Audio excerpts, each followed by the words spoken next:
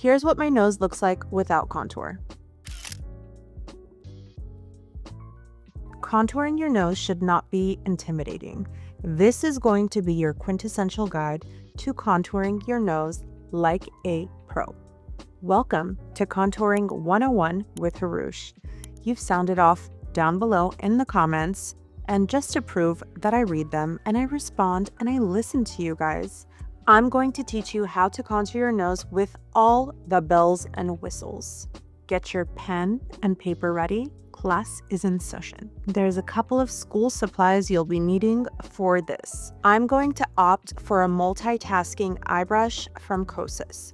Now, you have to make sure your brush is clean. I don't want residue from a powder on it. I don't want residue from eyeshadow on it. I, in fact, don't even want dust on it. I always clean my brushes right before I use them. It's very important in how smooth your application goes on. Second, it's extremely crucial which tone you pick to contour your nose with. What I use on my cheeks and my forehead and my jaw is not necessarily the same tone. Let me help you out in choosing the perfect tone. For your nose, you are not going to pick a warm tone. The tone is super duper important. If you're going to use a warm tone, that is strictly for underpainting, not to blend over your foundation. Also, there is no reason why you should be opting for an extremely dark tone because you're just going to be blending that anyways. So try to pick a color closer to your tone that's more cool. For example, I'm going to give you two products you can try and see if you like. The WESTMAN Atelier Contour Stick in Truffle has been one of my favorite go-to for contour. Now, simply because you like the formula, because it blends well, does not mean you're definitely going to like the tone. A lot of brands have a wide array of tones. Pick your favorite tone that's cool. Also, I like a little bit of a dry contour stick, not so oily, not so blendable, because you want it to stick and not move around where you placed it. Another favorite of mine currently is going to be the Anastasia Contour Blur Sticks in Shadow. This is like stamping your nose contour in, and it really does not move, so you only need a little bit. I used to do crazy lines over foundation. Now what I find that works for me is doing a light contour and then really amplifying that in with a concealer. The third school supply you're going to be needing is a concealer. You can use a cream for this as well, but I feel that a cream is better managed if you're a pro, and that's more of an excelled course. I'm just trying to make your life easy over here. I prefer the NARS Radiant Creamy Concealers because they dry down more sheer. The Natasha Denona concealer for making a stripe down the nose is very radiant. The Hourglass is a bit too thick. You don't need coverage like that on your nose, and I find that you need to go for more of a yellow tone when doing the stripe down your nose, not so pink. The yellow looks better. Correct me if I'm wrong. Sound off below. How to get things done efficiently and beautifully and just seamlessly is how you prep things as well. So before I even start contouring my nose, what I'm going to do is take the Custard color in my NARS Radiant Creamy Concealer and grab my palette and put a tiny amount. Why are you doing this, you might ask? Because I want the product to tacky down. Think of it like this, duo glue, right? You place it, you wait for it to get tacky before attaching your lashes. We are doing the same thing with concealer. The second prep we're going to do is prep your chisel tool. You think you're gonna do this? You think you're gonna do this? What you're going to do is warm that product up with the back of your hand. And then you are going to completely saturate your brush into that product, not dipping a little bit. You're going to indulge the tone into your brush. I want it to be one that this brush only deposits this color. You're going to need the brush that you're going to drag the center of your nose, which is the concealer.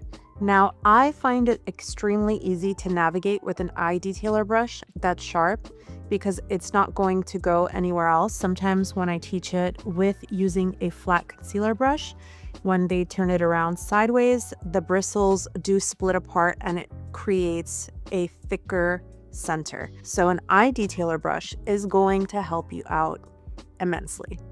Let the oxygen to my nose commence. Okay guys, grab your brush very lightly like you're holding a paintbrush. Look at where my fingers are, right in the middle of the handle. That helps you have control without making a line too dark. If you want your nose to look shorter, bring the contour line into your eye area and darken the tip. If you want your nose to look longer, take that line into your brows. You can go up and down with the brush. It helps to shape the nose better. Start soft. It's better to slowly build the color than go into a strong line. If your hand is steady, you can move faster or just work in small sections and take your time. Practice makes perfect. Also, I like to contour the sides of my nostrils and the little grooves next to them so the nose looks more defined. If you want your nose to look shorter from the front, shade right under the tip. It's called the columella. Want a cute button nose? Draw a small half circle right above the tip. Now grab your small brush and your sticky concealer. After picking it up, dab it onto your hand to get the right amount. Start at the top of the nose and gently push it up into your forehead. Then you can move to the bridge and stop at the tip. You can skip the center if you want for a softer look. Lately, I've been adding a little highlight to the bottom center, the columella. This makes my nose look a little bit longer, like a Roman style nose. But if you want your nose to do that upturn, skip the step. Once you've placed your highlight, gently tap it in to blend. Sometimes I also highlight the sides of my nose. This makes the contour look closer together and the nose look slimmer. But if you're opting for a more natural look, you can definitely skip the step. Then I go back in and darken the base of the nose again with the contour for more definition, that columella. You're going to need a pro crease brush from Sephora. Not necessarily this one, but anything that you have that looks similar to this. It is a synthetic brush that's going to help us blend this beautifully, perfectly, harmoniously. We're going to prep this brush again. I deposited the tiniest bit of my foundation onto my plate, and I'm going to just prep the brush by picking up that little dollop, softening everything. Hold your brush at the very tip so your touch is super soft. Use it to gently blur your contour and highlight with a bit of the foundation. First, make sure to blend in your contour using light tapping motions and work in sections. And then you can tap in that highlight all the way in the end. Very gentle. Now grab your favorite setting powder. I'm using Huda Beauty Banana Bread, a powder puff, and press that powder and rub it into the back of your hand so it's not too thick. Always blend your concealer one last time before setting. Lightly pat on the powder first underneath your eye, then work your way into the sides of the nose, underneath the nose, and I'm making a very silly face because we want to get into the nooks and crannies, honey. Repeating the entire process again for the other eye. You do have to prep your sponge twice. With that same powder puff, we're just gonna go and pat in our chin as well. With the residue of whatever's on that puff, I'm just going to go in on my forehead, just little tiny finishing touches. Using the residue from your puff, just lightly tap your nose just to set it so it doesn't move around. Using the Huda Beauty Cupcake Easy Bake Powder, I haven't depotted this yet, so just shake it onto the plate, pick up on the powder with the detailer brush, coat the brush, and shear it out onto the hand. So it goes down the bridge of your nose to set your highlight better. You can work in sections for this part. I like to start at the top and lightly place it in. Don't use a harsh hand to do so. Now set the sides of your nose. Don't overly deposit this. You can use a sponge. I like to use a brush. I find that the brush works best for me, and you can tap it in, swipe it, whatever works for you. I love to go into my nasal folds with this just to make sure it's completely set and it doesn't get oily in these areas as well. Don't forget that columella. And we are going to wait for 5 minutes for that skin to intake the powder. Use a fluffy eyeshadow brush to lightly dust off any powder that didn't adhere to your skin. Hold the brush on the tip, use a motion that's extremely light. You can swipe underneath your eyes and use a circular motion around your nose. Be very gentle with this part. You don't want to move around any makeup.